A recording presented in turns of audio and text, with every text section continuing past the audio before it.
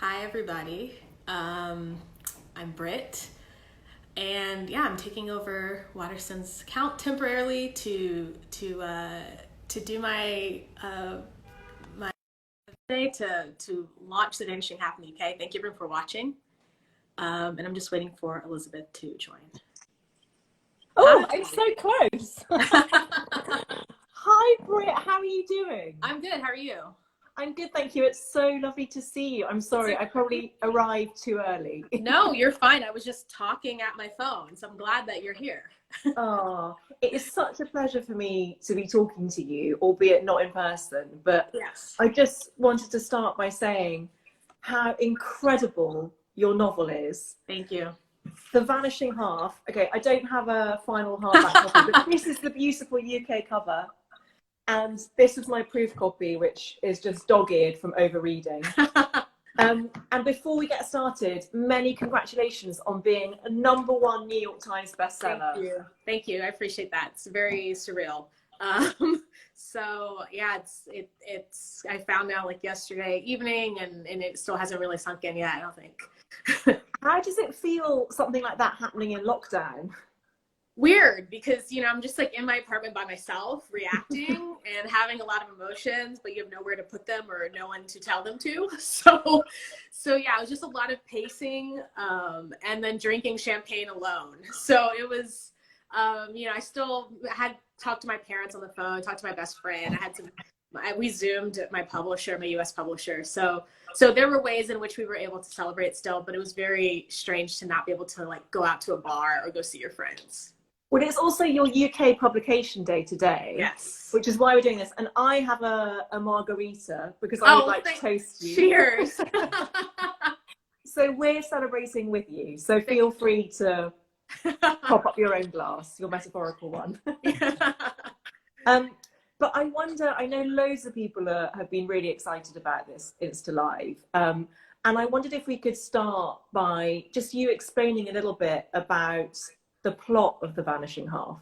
Sure. So The Vanishing Half is about these twins, Desiree and Stella, identical twin sisters. They grow up identically. They're inseparable as children, and then as adults, they decide to live on opposite sides of the color line. So it's a story about family and identity and sort of the complexities of all of those things.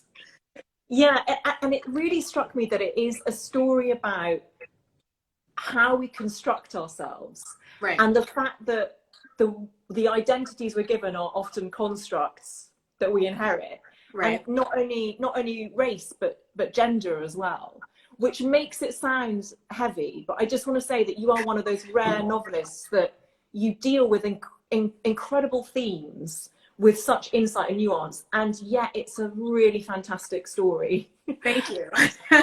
What came first? Was it the themes or the characters or the plot? Well, it was actually the place. It was this idea of this town, which came from a conversation I had with my mother about a town she remembered hearing about as a child when she was growing up in Louisiana. So I was really interested in the idea of this place where everyone is really obsessed with skin lightness and what it would be like to live in that place, or what it would be like to actually leave that place and sort of carry it with you. So that was kind of the first thing I thought. And then when I started to think about characters, I got really caught up in this idea of twins and, the idea of twins who live their lives like in diametrically opposite directions when it comes to racial identity. I'm fascinated by twins. I love that you took that on. Because the concept of, and I put it in quotation marks, passing. So the fact that one of the twins chooses to live as a white person has quite a kind of long history in fiction. So, and I know that you're very aware of the precedent. So tell us about how yours differs from previous takes on this. Yeah, so I think there's a pretty long and storied history of passing literature. I think about the novel Passing by Nella Larson, which came out during the Harlem Renaissance. I think about something like Imitation of Life, which was a book before it was 2 movie iterations, and I saw the 1950s version. I saw that when I was a kid. I mean, my mom showed that movie to me. So there are all these different stories about passing, and I think I think the biggest way that mine differs, maybe I would say, is that I think two ways. One, it's set much later in time. So most of these passing narratives were set in the early 20th century, and mine is set a little bit later. So I think that that's one thing that differs. But I also think a lot of these passing stories are often very moralizing. So at the end of the story, the character who has passed is punished, often through death, which is what happens in Nella Larsen's book, or just even like an imitation of life, where she is sort of shamed and punished for kind of being this like prodigal daughter who disowns her mother.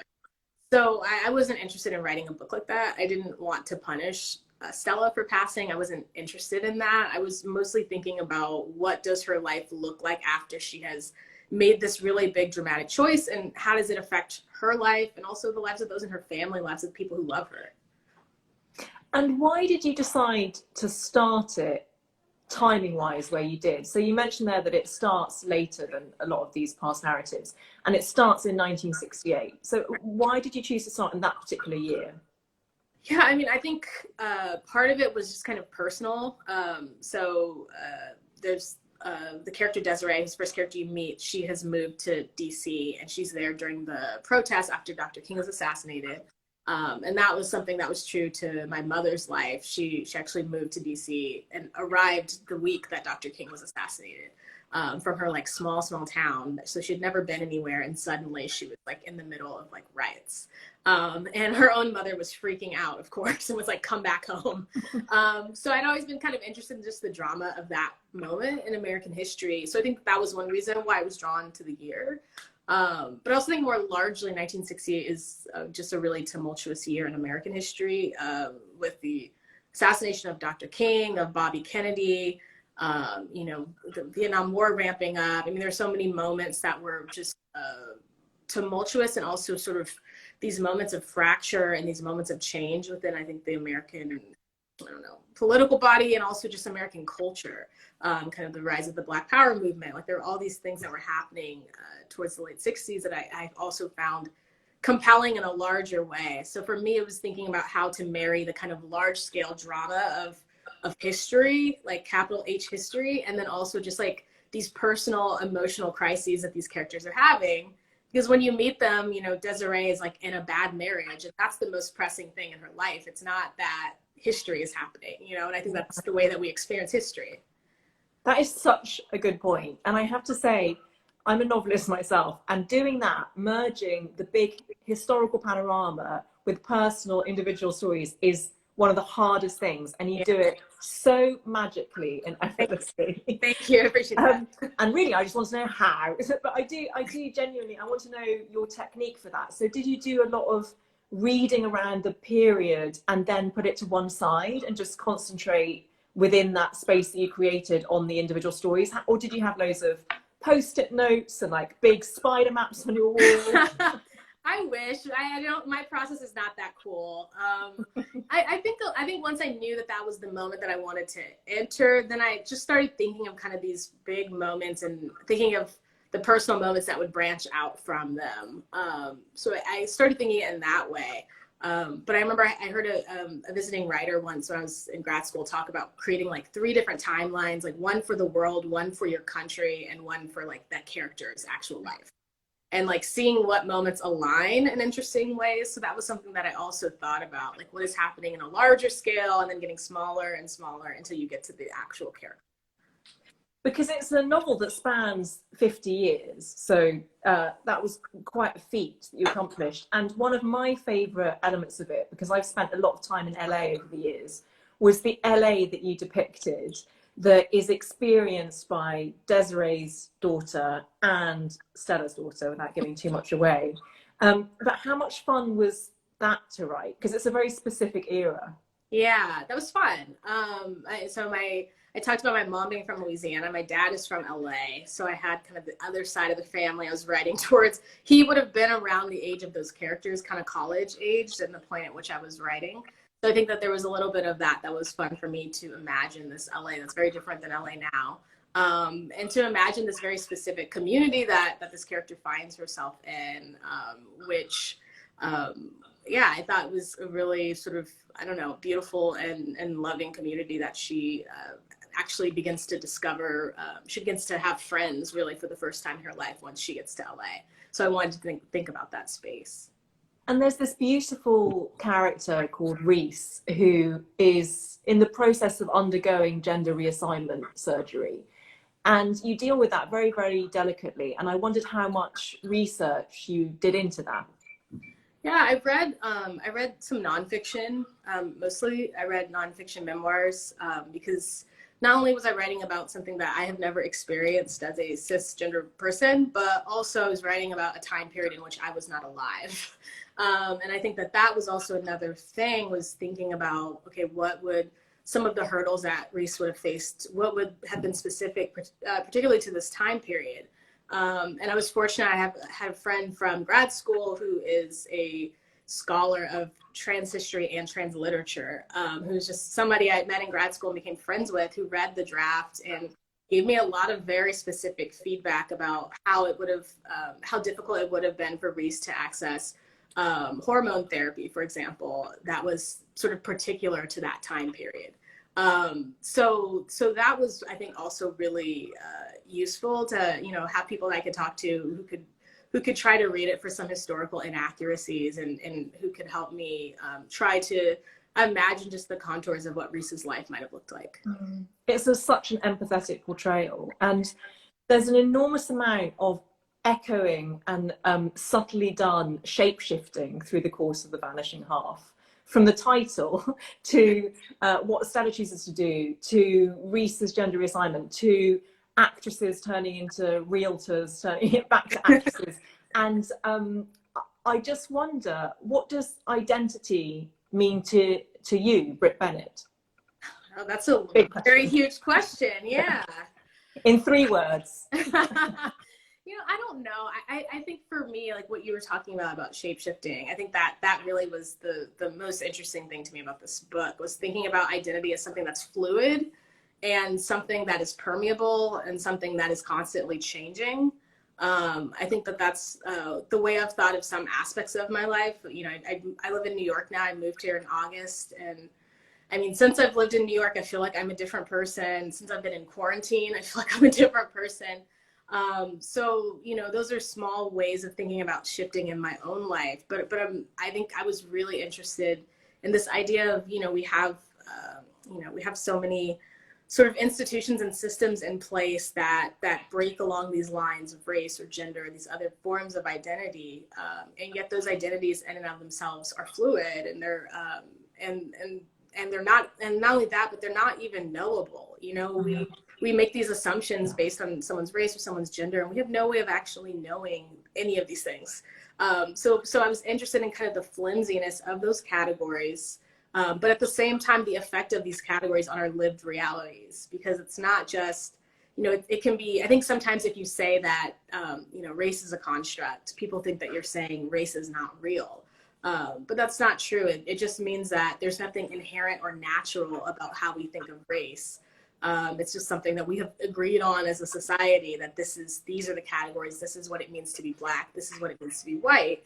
And if this is something that we have agreed on, that also means that's something we can like unmake, you know? Yeah. I just find that really interesting. What does it mean to live in, particularly from my, you know, vantage point as an American, like what does it mean to live in a country based on these racial hierarchies when the racial categories in and of themselves are flimsy? You know, that I think is what really drew me to this book. Your book has been described by various reviewers, for obvious reasons, as unexpectedly timely, given that it does start off in 1968. How does that make you feel, the timeliness of it? I mean, it must be very conflicting for you. Yeah, I mean, I think it's strange. I certainly never imagined that would be the way that the book would be discussed. I started working on this book in like 2014 or something, and I certainly didn't think it would be released during, you know, one of the most, I don't know, strongest periods of sort of racial unrest in America, and not only in just America, all over the world. You know, I did not expect that at all. And I think, you know, I think for me, I feel a lot of ambivalence about, you know, I think promoting a book always feels kind of gross. So to ask people to buy something right now, there's a way in which that that I think just feels personally uncomfortable. But I think at the same time, I think that there's a way that readers are responding to this book in this moment that feels so particular to this moment.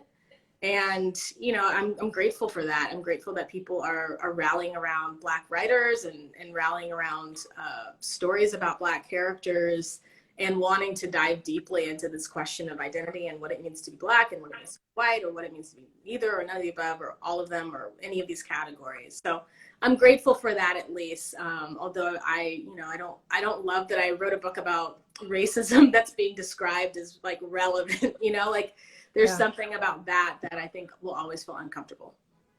What's the atmosphere like in New York? I mean, it feels really crazy in a sense, because it feels like kind of like the switch has been flipped. You know, it felt like 2 weeks ago, life felt totally different.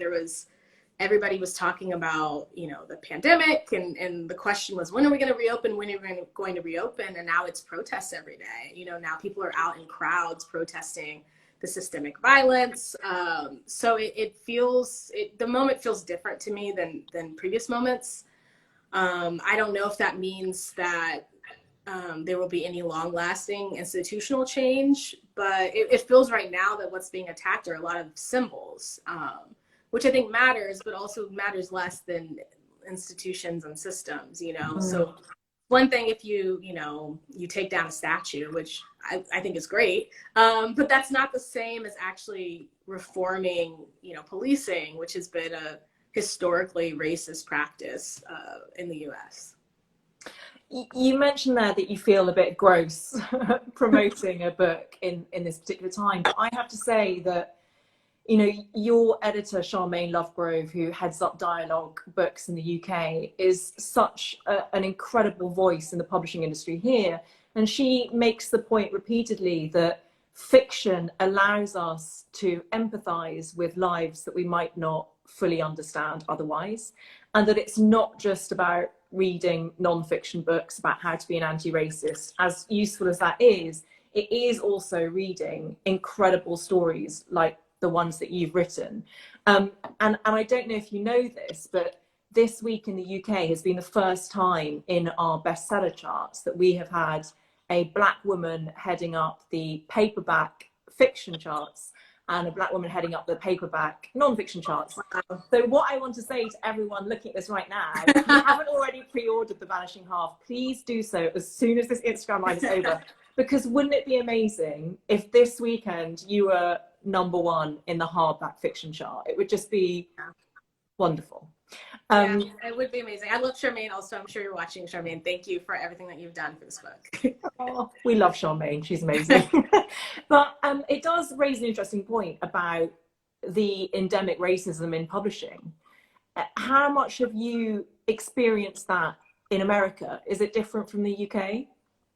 I mean, I imagine it's not. You know, I've been fortunate in my experience publishing, that I don't feel that I've directly confronted a lot of the things that I've heard from a lot of Black writers. I think a lot of that have been spared. But, you know, I think if you look at the statistics, I saw a statistic that like 5% of published authors in the US are Black, and, you know, like these really, and in a way, like, I guess because I regularly read Black authors, so that statistic kind of shocked me. And I have friends who are Black writers. So that statistic being so low, you know, kind of shocked me, even though I knew that it would be bad. And not even just within who's being published, but also who the publishers are. You know, all the way kind of up the chain, it's, you know, 90% white or some really extreme statistic like that. And not only that, but if you look at who librarians are and who the booksellers are, and everywhere sort of along the line, it's disproportionately white. And I think a lot of that is, you know, publishing industry is based in New York. It's hard to afford to live in New York, especially if you have to have internships where you're being unpaid. So the average person who can actually do that work and have an entry-level job into that work is probably going to be a person who has more means, probably going to be a person who's white. So there are all these sort of, again, it's about the system, it's about the institution. It's not about any individual editor or, you know, somebody being a racist or being, you know, it's not even about that. I think it's just about the way that the system is set up is that it prevents diversity by the nature of how it's set up. So I'm glad that we're having these conversations out loud. I'm glad that people are naming it. I'm glad that publishers, it seems, are starting to realize that this is a problem. And I hope that something changes. I want to see lots of different types of people be able to be published, and also lots of different types of people making choices as far as the books, as far as what books are sold, how they're edited, how they're marketed. All of those things matter. So I hope to see the industry become more diverse here in the UK, everywhere. Yeah. You're very good at writing intergenerationally. And I think that's super interesting because it's difficult to inhabit different ages from the ones that you are, but also because The Vanishing Half for me is also a story about inheriting trauma, because a lot of Stella's decision is informed by a horrific thing that she witnessed as a child, that she and Desiree witnessed as a child. And I just wonder if you could speak to that a bit, about the impact of inherited trauma. Yeah, I thought that was I thought there was something interesting about this sort of question of intergenerational trauma, and the fact that we all inherit traumas from our parents that we don't have context for understanding. And I think in the case of Stella, as you were saying, she witnesses this very traumatic event when she's a child that she cannot talk about, in part because she cannot talk about any aspect of her past. And, you know, she constantly feels haunted and sort of hunted by this experience, but she can't actually express it to her husband. She can't express it to her daughter. And yet her daughter, you know, inherits that and truly has no way to understand it because she knows nothing about her mother's past. So I think that was something that I wanted to write towards, is thinking about how we both inherit trauma and also how we struggle to free ourselves. Because I think Jude's story is one of a person who's really trying to learn how to push past trauma, and who's trying to work through it. And not a way that just repress, which is what Stella does, and which is what a lot of characters in the book does. She really wants to learn how to find a way to sort of liberate herself from the trauma that she's inherited from her family. And Jude is Desiree's daughter, just for anyone who hasn't read it. Yeah. And I'm very, very interested. You mentioned him there, in the character of Stella's husband, Blake, who is a white man who was her boss. And he's very interesting because you also wrote this seminal essay in 2014 about good white people, which again, I highly recommend people to read. But in many ways, it strikes me that Blake is someone who considers himself a good white person. Right. So he's actually, in some ways, less racist than his wife. And, you know, he kind of prides himself on not burning a cross on his lawn. Right. But it shows itself in other ways. So could you talk to us a bit about how you drew the character of Blake? Yeah, Blake. I honestly went back and forth because I was talking about Nella Larsen's passing.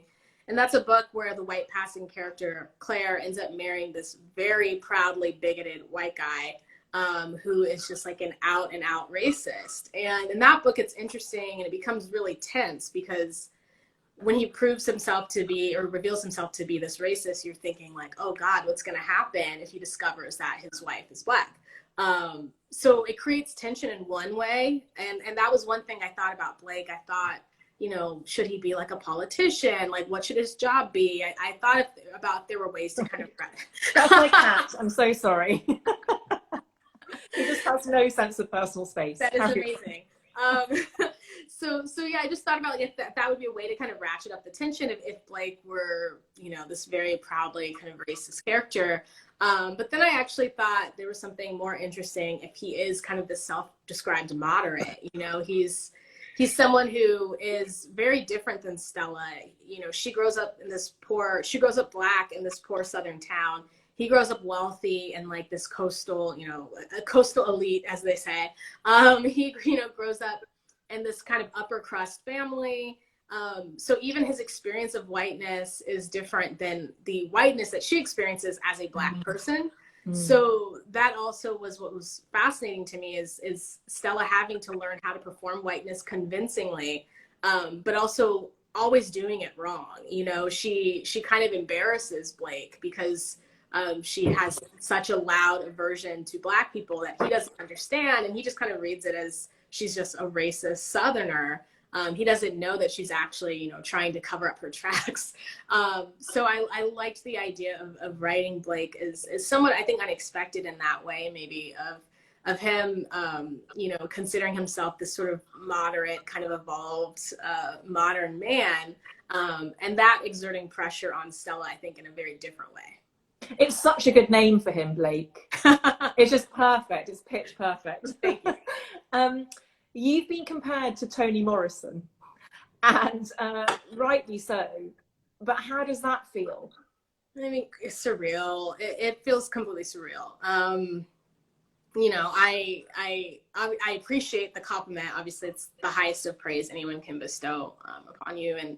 And you know, Toni Morrison was, you know, my favorite writer growing up. I still think the greatest American writer. I still believe that to be true. And you know, it's such an honor to think about all of these Black women writers who paved the way for me, and sort of made what I do possible. It allowed me to imagine the types of stories that I wanted to tell, and also allowed me to believe that I could make a career in doing this. Mm. And what other writers, other than Toni Morrison, inspire you or are particular favorites that you return to again and again? Yeah, I mean, I think Alice Walker, The Color Purple is a Bible for me. I think that text is really foundational for me. Also, the story about Black women struggling together and struggling to liberate themselves against racism and patriarchy, and the ways in which those forces combine in their lives.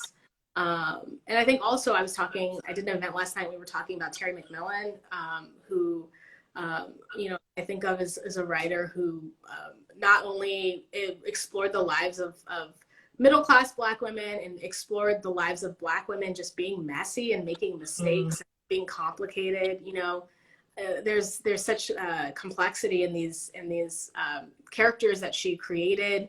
And not only her doing that, but showing that that could be something that's successful, and that could be something that mainstream audiences wanted to read, and eventually, when all the film adaptations came out, that they wanted to watch, you know? So I think that also Terry McMillan was a huge impact on me when I was younger, and wanting to read books that featured characters like myself. Well, talking of film and TV adaptations, your first novel, The Mothers, has been optioned, I think, by Warner Brothers, and Kerry Washington's the producer, so that's pretty good. But what about The Vanishing Half? Has that been optioned? Because I can totally see it as a film. It has not been optioned yet. So yeah, we'll see what happens with that.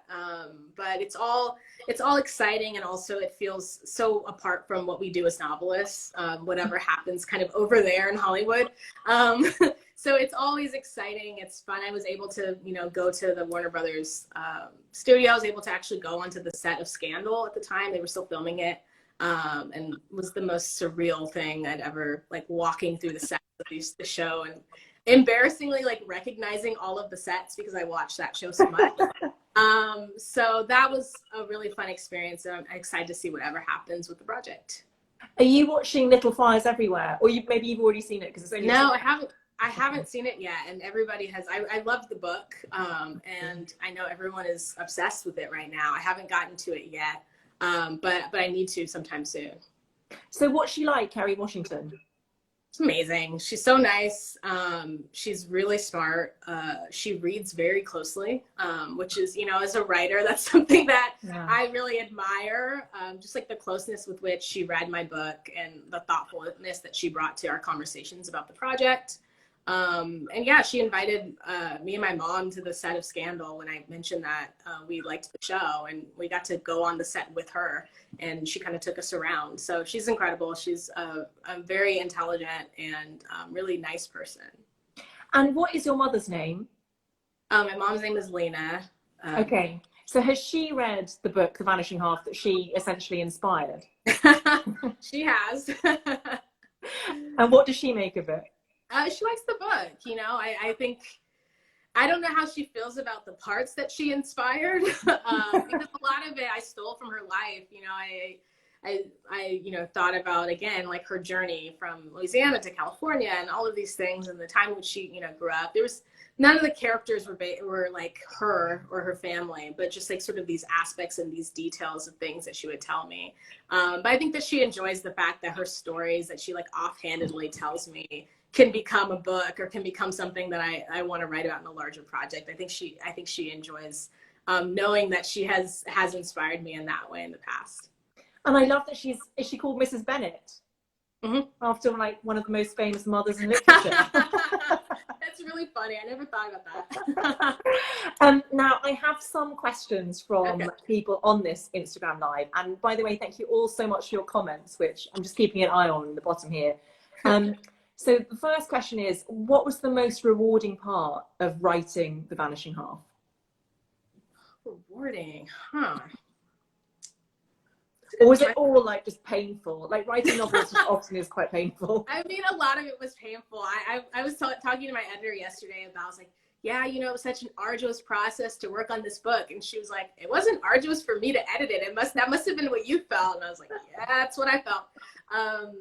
Yeah, it was a book that took us so many drafts, so many years to kind of figure out how all the pieces of the story were going to fit together. I think the part that I really enjoyed writing the most was Jude's love story. And I will speak about this vaguely because I know lots of people have not yet read the book. But yeah, Jude has Desiree's daughter has a sort of romantic arc in the book. And I think of that as really the center of the book itself. I think of it as the romantic center of the book. And it was just really nice to write a love story and to write a relationship between two people who respect each other and who like each other in addition to loving each other. And it was nice to kind of write in that romantic space. You know, my first book, The Mothers, has love stories in it, but those relationships are all kind of disasters. So it was nice to actually write a love story that I truly believed in as I was writing it. There was a real pleasure that I took from doing that. It did strike me when I was reading it how rare it is to read a love story that has this kind of purity of heart and that is about people being nice to each other. I know. It was so lovely. It's really sad when you think about it. I'm like, what's the last book I've read that had people being nice, you know? But yeah. There's some people have like who've been tweeting at me described it as tender, and I really love that. I love the idea of writing tenderness because I think there's, you know, even so many of the elements of the book that we've been talking about are quite painful. You know, we talked about trauma and violence and these things that are painful. So to be able to write tenderness inside of that, I think was really good for me just as a person to be able to exist in that creative space. So Rebecca Lewis, who was commenting in the comments there, asked how much it changed between the first draft and the final draft. Ooh, a lot. You know, I think originally I thought I was just going to write about the twins. I did not imagine writing about their children. So that was something that was really new. I made a lot of leaps in time before the book was kind of chronological. So as I went on, I became more interested in kind of jumping around in time a little bit and having these gaps between when you saw characters. Because there's a way that kind of feels like real life to me, where you see somebody and then you don't think about them for like 5 years and then they pop back up and you're like, wait, what were you up to since I saw you last? I liked the idea of having those gaps in the narrative. So structurally it changed a lot. And I never knew how I was going to end the story. I did not figure that out until the very, very, very end. So that was something that changed. There were some endings I think that were more depressing. I think where it ends, I think of it as a little bit hopeful. I don't know if you agree, Elizabeth. Or I totally agree. Yeah. Okay. Yeah. Oh yeah, I totally found it a hopeful ending. Okay. Was I not meant to? No, I hoped people would. I wanted them to feel at least a glimmer of hope towards the end of the story. So there were earlier versions where the ending was much darker. So I think that was also something that changed at this last iteration. I think that's such a wonderful thing for a lot of aspiring writers to hear, that there is a lot of editing and re-editing and redrafting, and you can change things. And that's actually one of the big liberations of writing. Absolutely. Isn't it? Yeah. Yes. So, okay, next question. This is a great one. Who would you want to write your biography? I'm available. I mean, unfortunately, my life is not interesting. So I'm just like, who would I subject to? I will say this is cheating because this is a friend of mine. But I will say Gia Tolentino. This is one of my friends from workshop. I think one of the greatest writers in our generation. And her nonfiction, it was introduced to her as a novelist. We were in fiction workshop together. So when I started to read her nonfiction, I was really amazed. It was so different than her fiction. But I think that her voice is so bracing. It's so honest and clear, and her sentences are beautiful. So she doesn't do a whole lot of biographical writing, but if I could force her, then I think that she could maybe make my life sound actually more interesting. Amazing. And Gia Tolentino's Trick Mirror is a brilliant collection. Yeah, brilliant book.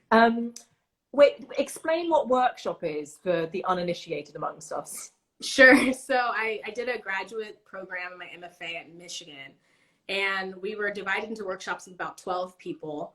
And my workshop just insanely ended up being like this collection of just all-star people. So it was Gia Tolentino, Chigozie Obioma was in my workshop, Chris McCormick was in my workshop, and then there were poets, Derek Austin, Marcelo Hernandez Castillo.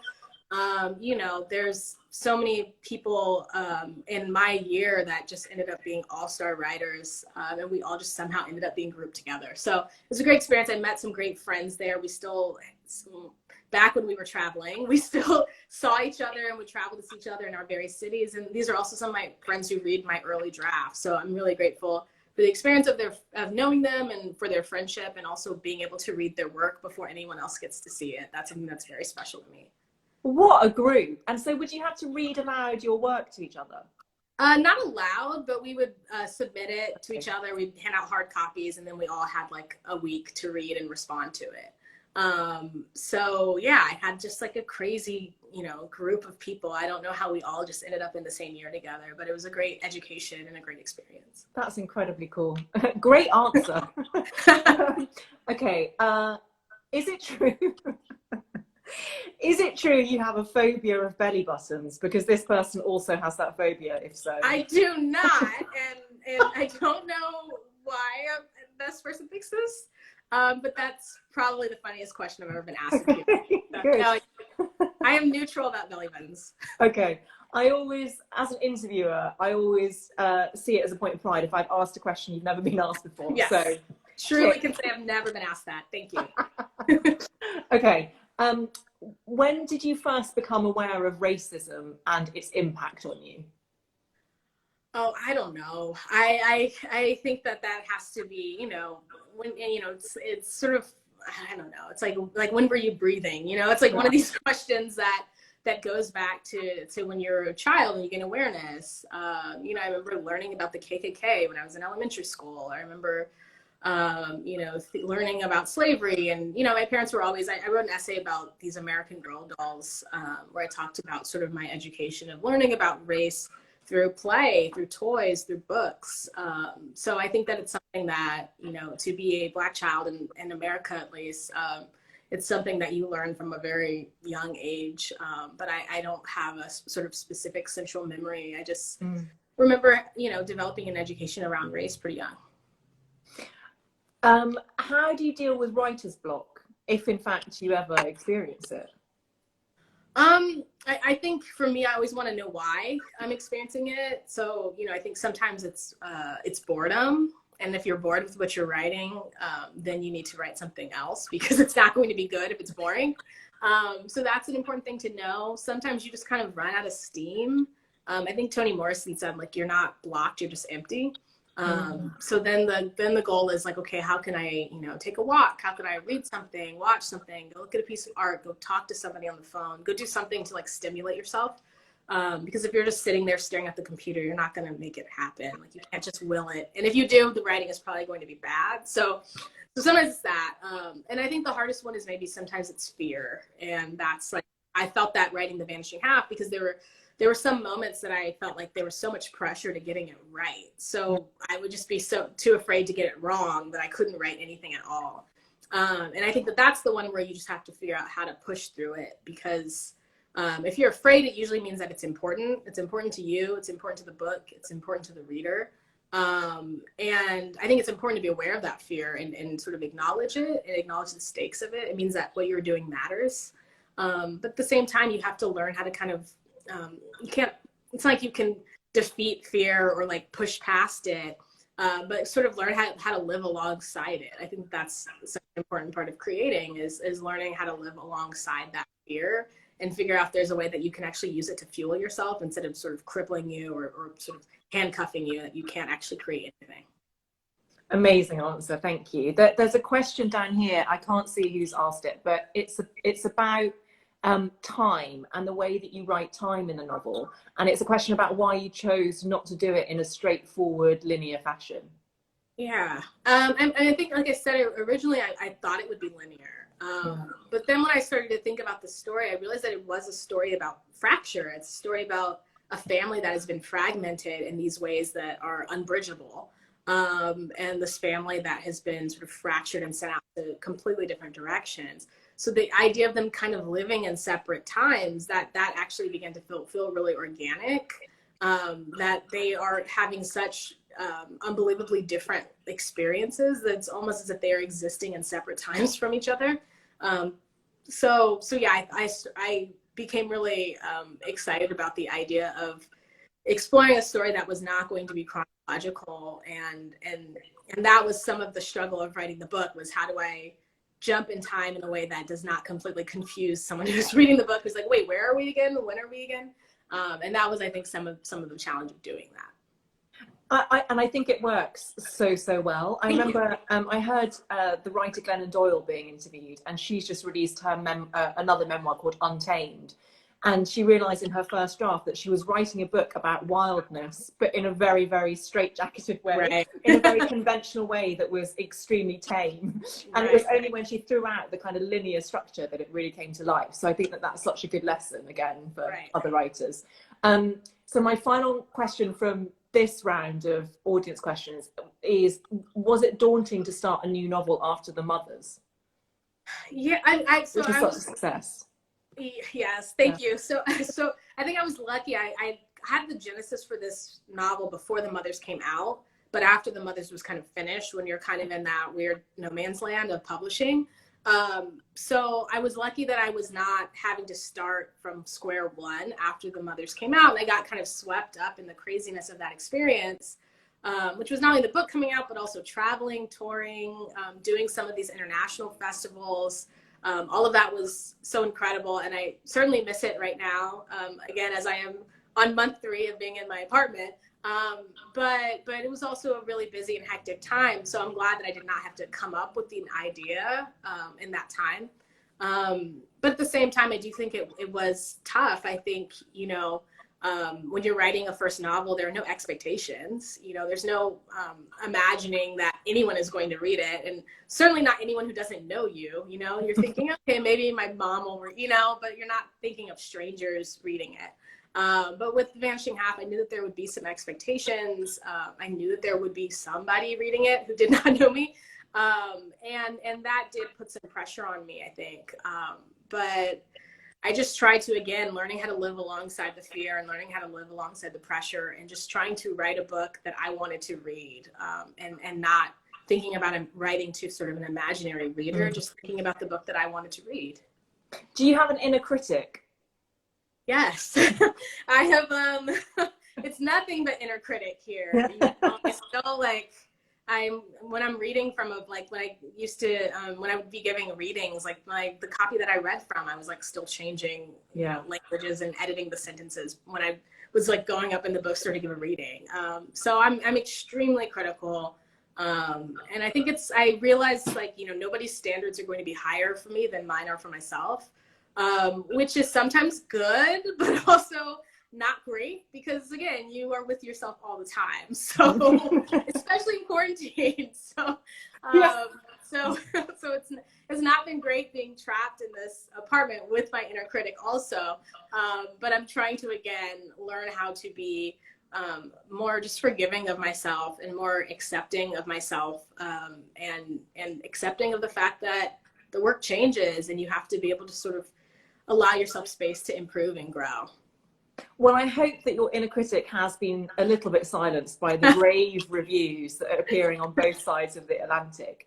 But I wonder if I could ask you, this is another question in the comments, and it feels like I've planted this, which I haven't, because I just raved about dialogue books. But someone asked whether there was something specific that drew you to be published by dialogue books, because I'm sure you had people fighting over The Vanishing Half.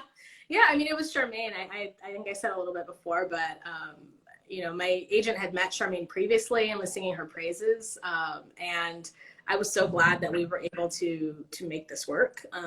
And you know, I never felt worried about this book in her hands or in the hands of everybody at Dialogue. I think I see Millie and Celeste are here.